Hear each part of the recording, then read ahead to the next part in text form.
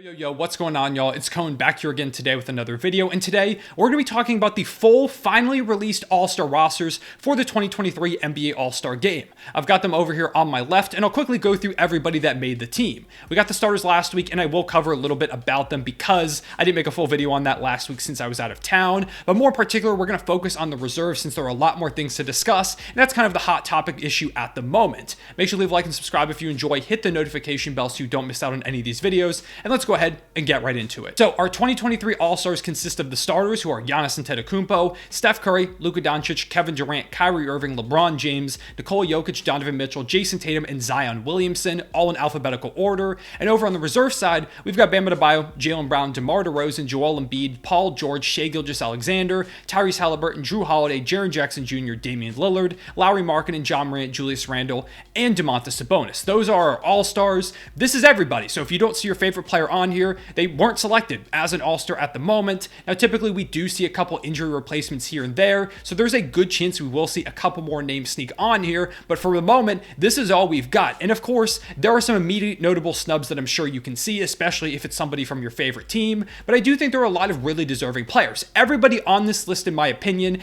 is an All-Star caliber player. There isn't anything incredibly egregious. Now, there are, of course, some picks that I really don't agree with, and I think there are some issues with the All-Star format in general that I want to go over later in the video. So first, let's go ahead and talk about the starters. And once again, I don't have too many issues with the starters in general. I think, of course, the big names that came up to people were Joel Embiid not being a starter, and then Zion Williamson starting in the Western Conference front court. We'll start with Joel Embiid. I personally thought he should have been a starter over a Jason Tatum, although it's very close. Both of them have been MVP caliber players this season, but I think Joel has been just a bit better alongside Kevin Durant and Giannis Antetokounmpo. But once again, that is your pick. I'm just a believer that I think with Joel Embiid being one of the leading scorers in the league while playing some amazing defense, literally defensive player of the year type defense from him on a nightly basis, I would have picked him to be a starter. But once again, Jason Tatum has been great himself, so I don't think you can go wrong either way. And of course, when it's all said and done, they're both All-Stars, so it doesn't matter that much.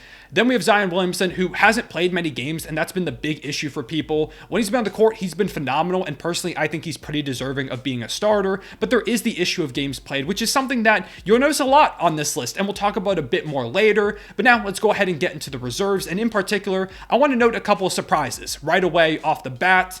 The biggest ones for me, starting off with the Eastern Conference, are DeMar DeRozan and Drew Holiday, and I'm sure those are two names that have stuck out to you, and I know they've stuck out to most people on NBA Twitter, as I've been reading reactions and looking at people's tweets. Those are the two names that have everybody riled up. Now, if you watch my All-Star Picks video, you'll remember that I was debating between Drew Holiday and James Harden for my last guard spot in the Eastern Conference, and I did end up going with James Harden. I felt like he was just a bit more impactful for the Sixers, averaging over 20 points per game, being one of the best playmakers in the league, really just orchestrating everything for a Sixers team that was missing Joel Embiid for about a month, that was missing Tyrese Maxey for about a month, if not more, and James Harden himself did miss some time, but when he's played, he's been really, really good, even if he's not quite the prolific scorer that we once saw from him in, say, like a Houston or a Brooklyn.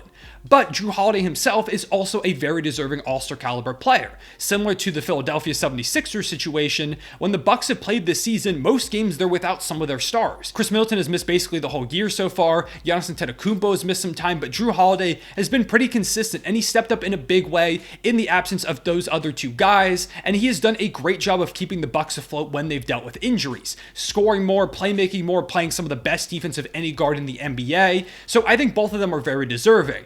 I do think James Harden should get it a little bit more over Drew Holiday, but I do understand why they put him on here, so I'm not super mad about that, although I do think James Harden was a bit more deserving. Probably the bigger surprise for me, though, was DeMar DeRozan. I did not expect his name to be called whatsoever. The name that I had over him was Pascal Siakam, and I'm honestly kind of stunned that he isn't on here. As soon as I saw DeMar DeRozan's name pop up here, I knew immediately that Siakam wasn't going to get the love that he deserved, despite him having probably the best season of his career. And I know the Raptors have been super disappointing, but that's not at all on Pascal's play because it's been consistently phenomenal, and I don't really think team success should be bought into with the All-Star selections that much. I understand a lot more for All-NBA picks, but in terms of All-Stars, I think you should kind of just look at individual play primarily, and with Pascal Siakam, the way that he's played, not that DeMar DeRozan has been bad because he's also been really, really good, I just like Siakam a bit more than him in this case. Other than that, I don't have too many issues with the Eastern Conference reserves. Bam was very deserving in my eyes. Jaylen Brown was a basic lock. Of course, Joel Embiid Embiid was a lock as well after he wasn't a starter. Tyrese Halliburton was someone else that people were mad about, but you just watch the Pacers play with and without Tyrese Halliburton, and you will very clearly see why he deserves to be an all-star. His impact is unmatched by most guards in the league. Of course, we talked about Drew Holiday, but yeah, Julius Randle was another name that also some people weren't super happy with, but I think he's been great this season. Some people would have preferred Jalen Brunson as being the representative out of New York, but to be honest, I give the edge a bit to Julius Randle. And I guess this here is where we can talk a bit about snubs, because Jalen Brunson is somebody that's in that conversation as a snub, as well as Trae Young is somebody that a lot of people have brought up as not making the list because statistically he's been phenomenal, but the Hawks have been kind of disappointing this season, although they've turned things around recently. But something I am noticing is that with the player vote, he was selected as like the 12th guard in the Eastern Conference just strictly due to the player vote, and now the coaches didn't pick him to be a reserve. So you kind of see that the players and coaches don't really seem to respect him that much in these cases. I don't know if that's exactly the word to use, but maybe he's not getting as much love as he should. But once again, I know the shooting splits are really down despite the numbers being great, so I do understand why Trae Young didn't make it on this list, even if a lot of people are unhappy about that. Darius Garland was another player that a lot of people mentioned as a snub, although I think he's not quite up to the level of, say, a James Harden, so I would still have him a few spots back on that list. And then also Jimmy Butler was brought up a ton by people. I think that's another case of just missing some games, and the Heat were probably only going to get one selection. And I do think that Bam Adebayo has been a bit more deserving this season with his defense and is consistently staying on the court, being more aggressive, scoring over 20 points per game. So I'm super psyched to see Bam get it. And overall, I don't have two issues outside of a couple of, bigger ones. Then we move over to the Western Conference. And of course, I've got to show love to my guy Gilgeous-Alexander, the franchise player for my favorite team, getting his first All-Star selection, even though it should be, in my opinion, his second, but he finally gets one here. I already bought the All-Star jersey. I'm super psyched to see him on this team. Not that I was surprised or anything. I knew he was a basic lock, but there's a difference between saying, oh, he's absolutely going to be an All-Star, and actually seeing his name be announced on TNT. So shout out to Shea. I've been saying for years that he's the franchise player, and it's cool to see moments like this that continue to confirm that. And then alongside him at the guard positions, we had John Morant, who was also a lock, Damian Lillard, an absolute lock as well. And I thought that there might be a fourth guard on here like a Devin Booker or De'Aaron Fox, but we don't see either of those guys show up. And Fox is one of the bigger snubs in my opinion. He's been great this season. The Kings have shocked the world and been the third best team in the Western Conference up to this point. And it would have been super cool to see Fox end up on here, but he ends up missing the cut in favor of some other guys. And one person in particular that a lot of people are unhappy about is Paul George, because he hasn't played a ton of games and he's been good, but maybe not quite as good as some, like a De'Aaron Fox or something like that.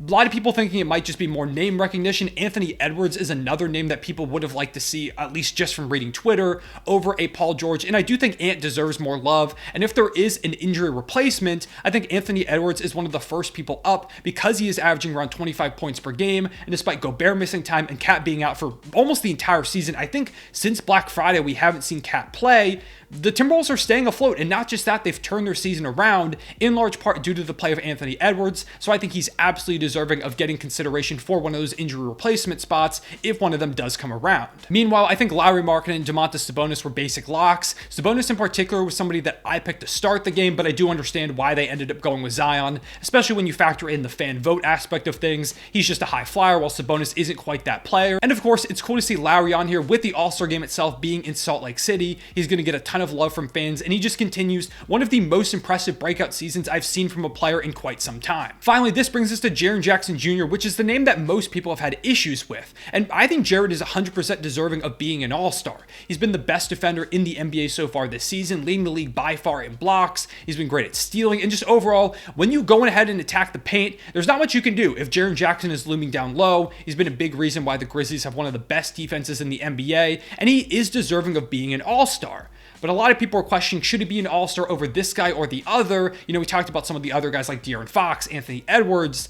But one guy in particular that you might notice is not on this list is Anthony Davis. Where is AD? I know he hasn't played a lot of games this season, but neither has Zion. Zion Williamson has played one more game than Anthony Davis, I think, at this point. And actually, considering the Lakers played tonight, I think they're dead even. But yet, Zion is starting in the game, and AD, who when he was healthy was playing like an MVP caliber player. I'm not saying he was in contention because the Lakers record itself wasn't that good, and maybe that also is part of the reason why Anthony Davis didn't end up making it. But then the Pelicans themselves have lost 10 games in a row now, so why is Zion there? It's just super weird. He was playing like an MVP big depoy caliber player when he was healthy. I mean, Anthony Davis was dominating. He was setting the league on fire, and he's come back now recently, and he's starting to look pretty good again after getting back from injury. A couple games off the bench here and there, you know, a start here and there as well.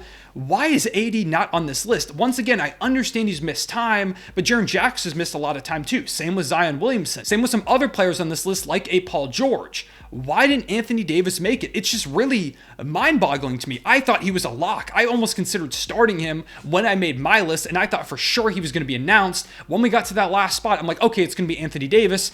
It wasn't. It was Jaren Jackson. And once again, I'm not saying Triple J isn't deserving, because he is. He is an all-star caliber player, but I'm shocked it was him over Anthony Davis. This finally brings me to the point that I feel like all-star rosters need expanding. There are way too many names that are getting left off, and with the high level of talent, you're basically splitting hairs most time on who should make it and who shouldn't, and this has a big impact on players' legacies. I know we only want to select the best of the best for these all-star games, but you also have to consider that right now the league is just more talented than ever, and we haven't expanded rosters in a very long time. I personally think it should be 13 players per team rather than 12, or maybe even up to 14 or 15 if we really wanted to push it. I mean, that's how much an NBA roster typically is, so why don't we take full advantage of that, honor a couple more guys, and just get more players involved, get more teams represented. I feel like that's just a better way to do things. And right now, there are some very big snubs. Like I said, I'm sure some of your favorite players were snubbed. There are some guys that I think, Pascal Siakam, I'm going to continue to say, should have been on this list. Same with Anthony Davis, that were big snubs.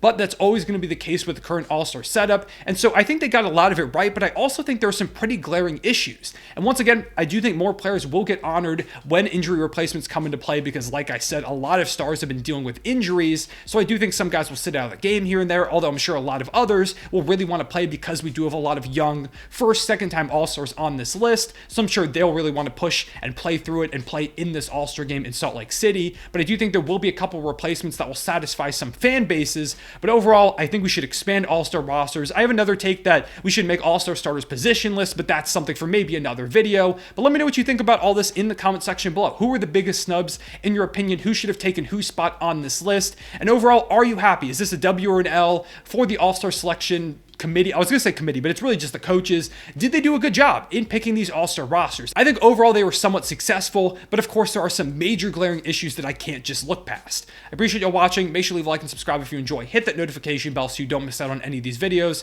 I'll see y'all later. Real one, say it back.